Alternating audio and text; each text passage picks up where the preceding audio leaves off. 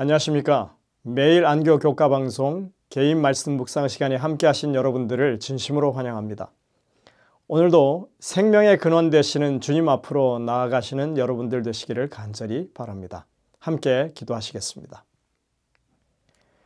하늘에 계신 아버지 하나님, 저에게 이 한날을 주시고 또 말씀으로 이 하루를 시작할 수 있도록 인도하시니 감사합니다. 주님의 말씀을 늘 우리 앞에 대할 수 있도록 도와주시고 또 그 말씀의 감화가 우리의 삶을 주장하는 저희의 삶이 될 수 있도록 인도하여 주시며 성령의 지혜를 가지고 살아가는 저희 모두가 되도록 지켜주시옵기를 예수님의 이름으로 간절히 기도드립니다. 아멘. 새로운 한 기가 시작되었습니다. 우리는 지난 기에 마가복음에 연이어서 이번에 요한복음을 공부하게 됩니다. 제목은 주제로 살펴보는 요한복음입니다. 계속되는 복음서 연구는 우리에게 많은 유익을 가져다 줄 것입니다. 요한복음은 분명하게 영생은 곧 유일하신 참 하나님과 그의 보내신 자 예수 그리스도를 아는 것이라고 그렇게 말씀하고 있습니다. 이번 교과 총론에는 성경을 연구하는 데 있어서 지켜야 할 중요한 원칙 하나를 제시합니다. 그것은 말씀의 구체적이고 세세한 내용을 살피는 것만큼이나 그 말씀들에 비춰진 큰 그림을 보는 것이 중요하다고 하는 것입니다. 그러면서 이집트에서 구입한 페르시아 양탄자 이야기를 들죠. 그 양탄자에는 잘 수놓여진 한 폭의 산소화가 있는데 거기에는 숲과 푸른 산, 시원한 폭포와 맑은 호수, 우거진 숲과 언덕, 그리고 점점이 떠있는 흰 구름과 청명한 하늘, 이런 것들이 아름답게 수놓여져 있습니다. 그런데 그 양탄자를 살펴보는 사람들 가운데는 그 단위 면적당 사용된 촘촘한 매듭의 수가 몇 개인지, 또 어떤 원단을 사용했는지, 착색한 염료나 제작과 관련된 세세한 것들에 관심을 가지는 사람이 있을 수 있다는 것이죠. 그런가 하면 다른 사람은 호수에 비친 눈이나 산을 덮은 눈, 짙은 이끼가 어우러진 푸른 숲과 같이 예술적인 가치를 높이는 매력적인 자수 기법에 대해서 주목할 수도 있는 것이죠. 하지만 한 폭의 멋진 그림을 감상하는 일이 그 무엇보다도 중요한 것을 우리는 알아야 합니다. 이처럼 우리도 이번 기회에 정교하게 만들어진 하나의 걸작품을 살펴볼 것입니다. 그것은 붓으로 그린 그림이나 정밀하게 찍은 사진 또는 솜씨 좋게 짠 그런 카펫이 아니라 요한복음이라고 하는 매력적인 하나님의 말씀입니다. 성경은 때로 현미경을 가지고 살펴보기도 하고 멀리서 풍경을 보듯이 보기도 해야 하는 것입니다. 하나의 단어의 의미를 분명하게 알기 위해서 그 문장이나 문맥 또는 기별 전체의 맥락을 살펴보는 일도 필요합니다. 성경은 이것을 분수를 지킨다고 그렇게 말하고 있습니다. 성경이 말하고 있는 분수라고 하는 것은 이전 기별과 상통한다고 하는 그런 뜻입니다. 사람을 구원하기 위한 하나님의 계획은 이랬다 저랬다 하는 것이 아니라 언제나 같은 맥락이라고 하는 것이죠. 구약의 구원 방식이 다르고 신약의 구원 방식이 다르지 않다는 것입니다. 구약의 예언과 신약의 예언은 큰 그림 속에서 일맥상통한다는 것입니다. 시작부터 종말을 구하신 하나님의 구원의 섭리는 어느 시대를 막론하고 한결같은 원칙에서 진행됩니다. 성경에 한결같이 예수 그리스도를 조명하고 있다고 하는 것도 같은 이야기입니다. 이것을 바로 이해하는 것이 우리가 믿음의 분수를 지키는 일이라고 성경은 말합니다. 성경과 마찬가지로 복음은 인간의 의지가 아닌 하나님의 뜻을 따라 주어진 것입니다. 그 일에 요한은 도구로 사용된 사람입니다. 그는 단지 말씀과 빛과 물, 성령, 하나됨, 그리고 표적, 증거, 그리고 예언, 이런 모든 다양하고 중요한 주제를 전달하기 위해서 성령께서 사용하신 자원하는 통로였던 것입니다. 그가 다룬 이런 주제들은 복음서 안에서 전반에서 서로를 강화하고 조명해 주고 있습니다. 요한이 뛰어난 문장가여서가 아니라 성령의 통로이기 때문에 심오한 진리가 우리에게 전수되는 것입니다. 그리고 이번 요한복음 연구를 통해서 우리가 찾아야 할 큰 그림은 하나님의 감동으로 계시된 우리의 주님이시요 구원자이신 예수 그리스도인 것입니다. 이제 일과로 한번 가보시겠습니다. 일과의 제목은 길을 보여주는 표적들입니다. 먼저 기억자를 함께 보시겠습니다. 예수께서 제자들 앞에서 이 책에 기록되지 아니한 다른 표적도 많이 행하셨으나 오직 이것을 기록함은 너희로 예수께서 하나님의 아들 그리스도이심을 믿게 하려 함이요 또 너희로 믿고 그 이름을 힘입어 생명을 얻게 하려 함이니라. 요한복음 20장 30절부터 31절에 있는 말씀입니다. 이 말씀은 요한이 왜 요한복음을 기록했는지를 보여줍니다. 예수의 이적이나 특정한 가르침을 강조하기 위해서가 아닙니다. 그는 그리스도의 생애에 대해서 기록할 내용이 더 많이 있지만 이것을 기록한 것은 예수께서 하나님의 아들 그리스도이심을 우리로 믿게 하려 함이고 또 우리로 믿고 그 이름을 힘입어 생명을 얻게 하기 위함이라고 그렇게 말하고 있습니다. 요한복음을 통해서 우리는 예수 그리스도가 하나님의 아들이심과 그분의 이름으로 영생을 얻는 일에 더 큰 유익을 가지게 될 것입니다.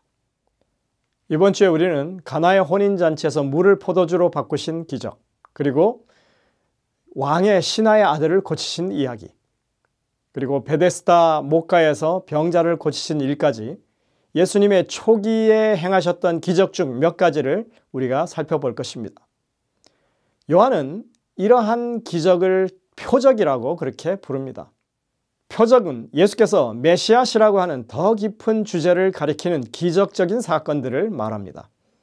이 모든 기록에서 우리는 믿음으로 반응했던 사람들을 만나게 될 것입니다. 그들의 모범을 통해서 우리도 같은 선택을 하도록 초청받게 될 것입니다.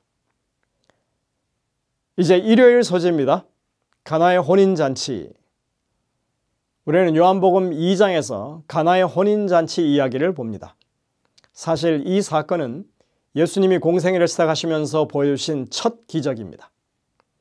이 땅에 오신 메시아가 그의 공식 사역을 시작하면서 보여주신 이 첫 번째 기적은 그래서 매우 중요한 의미가 있습니다.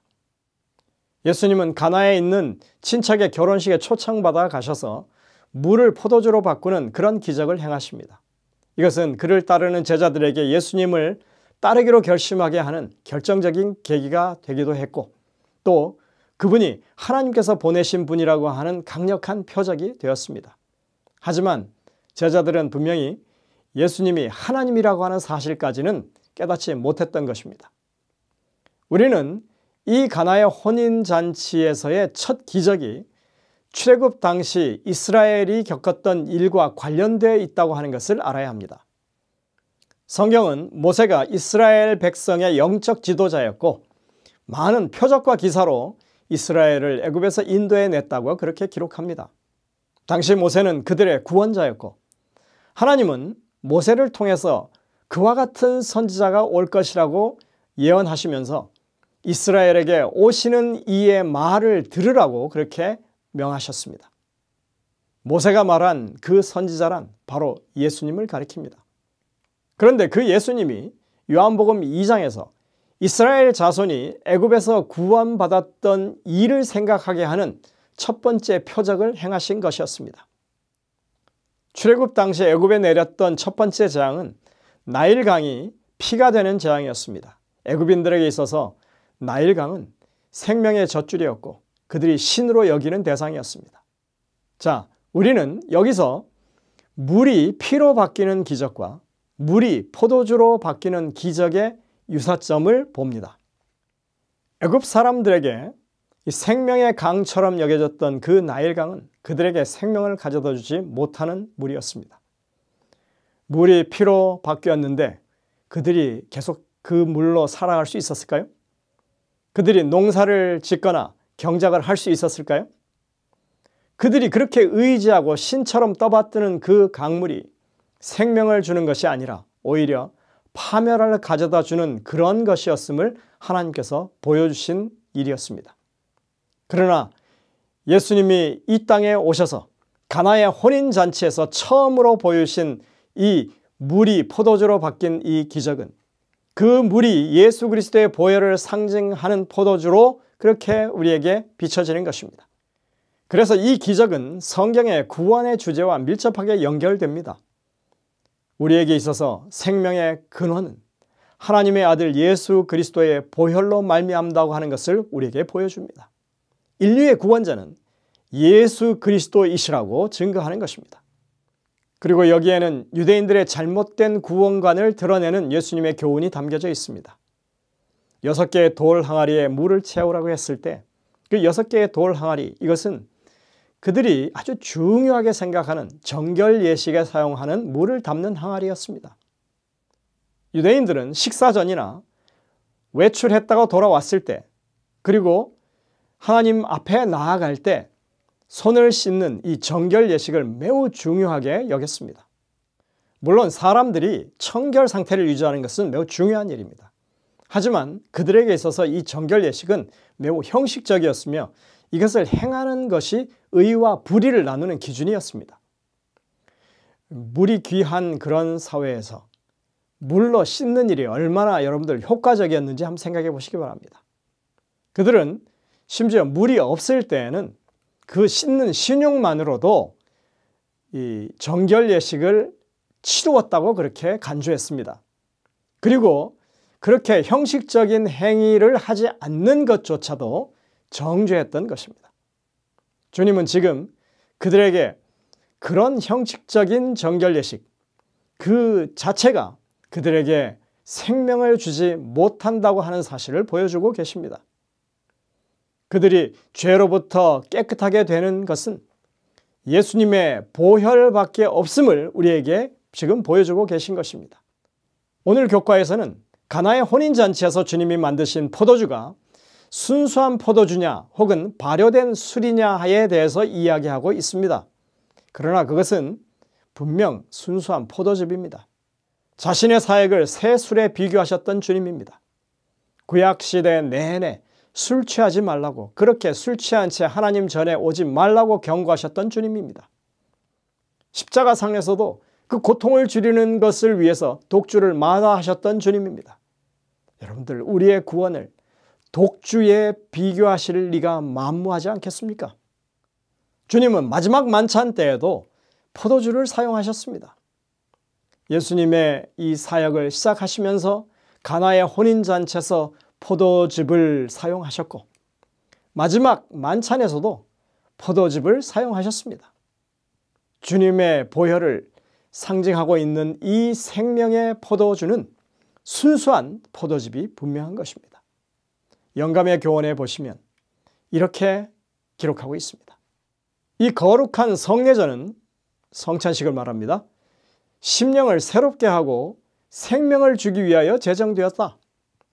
죄악을 조장할 수 있는 것은 아무것도 여기에 관련되어서는 안 된다.